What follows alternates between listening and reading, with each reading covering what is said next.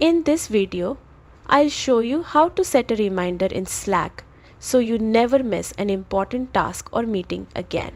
Start by opening Slack in your browser or desktop app and log into your account. If you're part of multiple workspaces, make sure to select the right one where you want the reminder to appear. Once inside, head to your direct messages and click on your own name.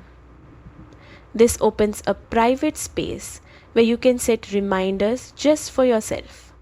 In the message box, type the command /remind. Slack will show an autofill option. Select it and a pop-up will appear. Here, enter the date, time and description of your reminder. For example, you might add meeting details or links to save time later. Once everything looks good, click Save. That's it. Slack will notify you at the right time, keeping you organized and on track. Thanks for watching and make sure to subscribe.